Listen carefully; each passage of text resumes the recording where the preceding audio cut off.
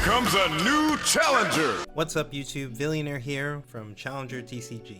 Riftbound is finally here. The League of Legends trading card game is now officially available at your local game store. If you're anything like me, you cannot wait to start throwing together new decks, playing with your friends, or in tournaments at your LGS and beyond. Maybe you're wondering what kind of deck you should play at your tournament, or what other decks other people are going to bring. In this video, we have answers to all those questions and more. In this video, I'll explain what we think the 3 best decks in the game are, plus break down each deck list and their general strategies. Whether you enjoy spell slinging decks that draw lots of cards, building a wall and protecting it with counter spells, or ramping into late game bombs that overwhelm the board and win by absolution, we have the deck for you. First up is Kai'Sa. Odds are that unless you've been living under a rock, you've at least heard whispers of the absolute tear that Kai'Sa has been on in the China regionals, as well as various online circuits in the West. In China, Kai'Sa made up at least 50% of every top 8 across all 4 regionals. She is by far the most represented deck in every event, so even if you don't personally enjoy a tempo spellslinger deck yourself, you will benefit greatly from understanding this matchup and how the deck functions overall. Kai'Sa's legend ability is one of the best in the entire game. She provides resources to help cast your most powerful spells without having to play off curve to do so. Paying power is a major cost in this game, so dodging those costs allows you to curve out normally while having access to your most powerful spells every turn.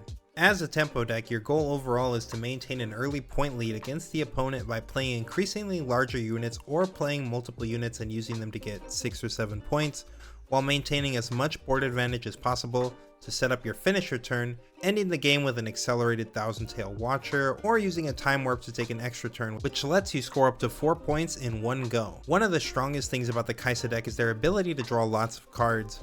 Watchful Sentry, Lecturing Yordle, Stupefy, and Void Seeker all draw you cards, and the champion unit Kai'Sa can draw you multiple cards on its own if you can protect it early. Having access to this insanely powerful unit at all times, starting from turn 2, is a major part of why this deck is so powerful. This natural card advantage engine of the deck snowballs when you consider that many of Kai'Sa's removal spells are 2-for-1s, which pull you even further ahead in the value game.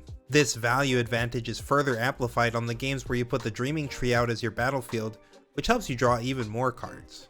Your combat spells are almost as good as removal spells themselves, as they can swing entire battles for extremely low costs. Cards like Cleave also combine well with your Darius to trigger his ability and create a 10 might accelerated unit, which is another combo your opponent has to consider and try to play around quite often. In the sideboard, you have Sprite Mothers and a Cathian Rain to bring in versus the aggressive go wide decks. Thermo Beam and Unchecked Power are coming in versus Dazzling Aurora, which is one of your toughest matchups. More on that later. The Smokescreen comes in versus Aurora too, but pretty much any deck swinging with large units or that doesn't have a great way to interact with this spell can be absolutely blown out by it. It's just a really swingy spell when it resolves.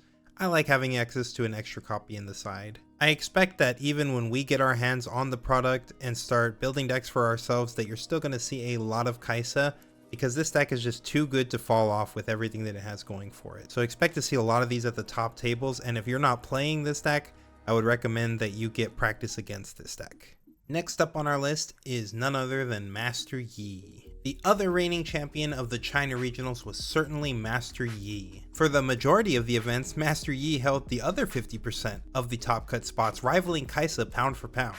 While Kai'Sa won most of these events, Yi began to adapt to the Kai'Sa field and started playing a much larger pool of late game bombs to get taller than Kai'Sa's units and removal spells. These adaptations would eventually lead to a Yi versus Yi finals in the Hangzhou Open, so it's only natural that Master Yi would have to make this list. The goal of the Master Yi deck is simple but effective. It aims to capture the battlefield, leaving a single unit in place to hold there for as long as possible, maximizing the point scoring value of a single unit beyond that of the average deck, while simultaneously walling your opponent out from scoring points.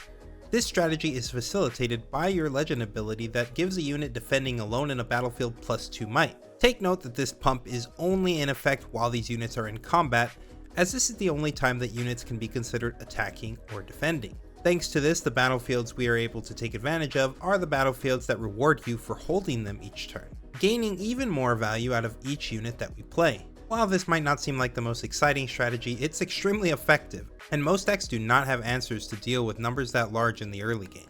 Even the ones that do can be played around with counter spells like Defy, or gears like Zanya's Hourglass that save your units from destruction and allow you to use them again. Cards like Charm can sometimes be complete blowouts, especially against an opponent who has stumbled a bit on development. This card is one of your most flexible spells, though most often it will be used as removal by forcing your opponent's units to move into the battlefield you are holding and overwhelming them thanks to Master Yi's Legend effect. Your combat tricks like Discipline allow your units to grow even larger for the turn while still maintaining a healthy hand size, and the threat of them forces the opponent to always respect them anytime you have untapped ruins. Yi's color pair also has access to all the best ramp spells in the game, which lets him play cheap units early, then ramp into bombs like Dead Bloom Predator, or large accelerated units like Tasty Feyfolk, or the champion unit Yi.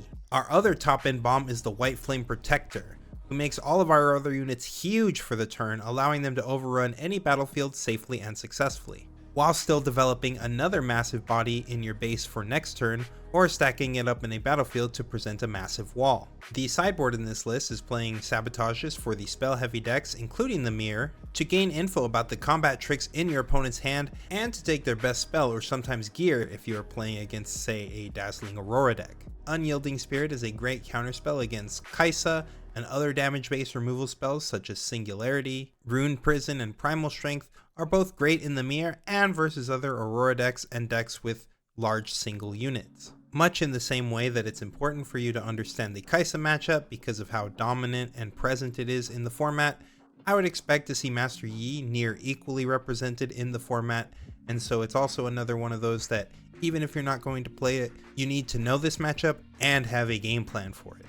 One of the best forms of counterplay to Yi is for you to actually hold the battlefields so that you can negate his leader and force them to attack into you, and the deck is not quite as good at capturing battlefields as it is holding them, though with the addition of all of the late game bombs, that has started to shift a little bit.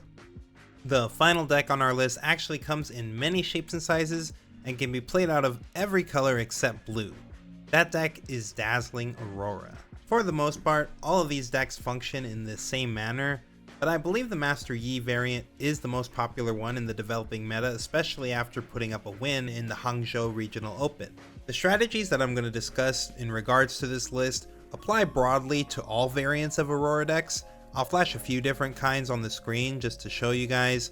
They all pretty much are the same. They play a little differently based on which color pair you're in, but you're always playing body because all of the good ramp spells and Aurora itself are in the body color. Dazzling Aurora is one of the most powerful cards in the entire game, allowing you to play massive units from the top of your deck for free at the end of each turn. The randomness of the card, because you're playing from the top, might make the card read a bit swingy at times or high roll, and it can be, but it truly comes down to how you build your deck and what units you include that determine how impactful each of your Aurora triggers will be. Without Dazzling Aurora, your deck is just a somewhat clunky pile of bombs and ramp spells. Like, you can put together a win by just playing ramp spells and then playing big guys against some decks, or against like a really bad hand against like the more meta decks, but for the most part, the main way to win is to play your Dazzling Aurora.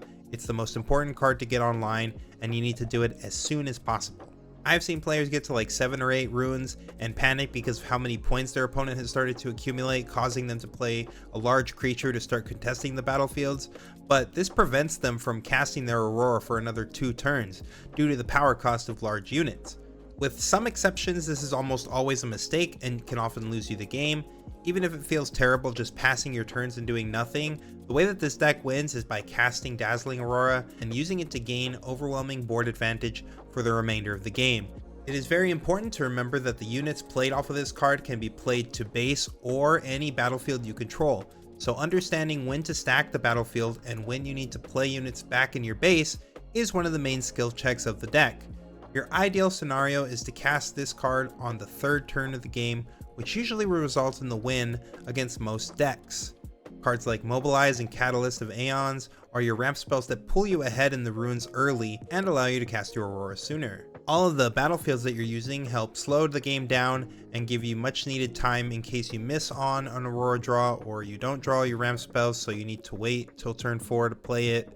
On average, I'd say it's more likely that you will be casting this card on turn 4, which is still fine, and you can still win the game from there just fine. But unless your opponent has missed some development during their early turns, a turn 4 Aurora is a much more fair game for your opponent than a turn 3 Aurora.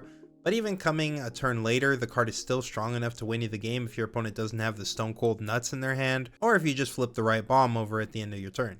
If you ever get to resolve back-to-back Auroras, the game is almost certainly a win. I don't believe I've ever lost an on-curve double Aurora game. This is of course quite the high roll. I wouldn't expect this to occur in too many games, but I did mention it because again, I've seen players play bombs in a panic or to get some immediate value, and like I mentioned earlier, this is almost always a trap, and 99% of the time, the correct play is simply to get the second Aurora online before you start playing units from your hand. Aurora sideboards will vary, but for the most part, you can expect to see Sabotage in there for the mirrors, or against like Time Walk decks or other spell heavy decks, as well as Primal Strength for the mirror, or against other big unit decks, and potentially copies of Unyielding Spirit for dealing with damage based removal spells, though because your units are very large, there isn't a lot of removal spells that can individually remove your units from the board.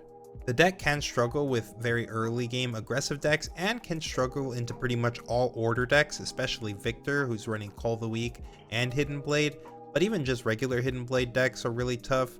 You don't do anything for so many turns that when you finally do develop a bomb, your opponent already has a handful of ways to deal with it in those decks for very cheap, and it's just a nightmare matchup for you. Orders started to fall off a lot in China. There weren't too many order decks really converting super well, but we don't really know what kind of innovations are going to come out in the West or which decks are going to be targeted, so it's definitely something to consider if you want to play this deck. Yellow is just going to be a bad time for you. Notably, the Master Yi variant of Dazzling Aurora has access to cards like Zhonya's Hourglass and Defy, which definitely help against those cards, and is probably why that's one of the most dominant forms of the Dazzling Aurora deck currently. And that's it. That's the end of the list. Do you disagree with anything we said? Do you think our lists are trash? If so, let us know down in the comments. Any other comments are appreciated as well. If you enjoyed the video, please leave a like on it and share it with your fellow summoners. If you want to see more videos like this, then hit that subscribe button. Challenger TCG now has a Metafy. Wow. If you would like to support our content so we can continue doing what we are doing, then please consider subscribing to any of our Metafy tiers. Not only will you be supporting more content like this, but you will also gain access to our community Discord where we do live streams, Riftbound product giveaways, host VODs of our competitive testing sessions, and offer one-on-one coaching sessions. The members of our team are seasoned veterans of the competitive TCG world and have seen multiple successes across a variety of games. We also have written deck guide content available for free right now, and we'll be providing additional guides at no cost in the future. So check us out, even if you can't subscribe if you are looking for high-quality competitive content.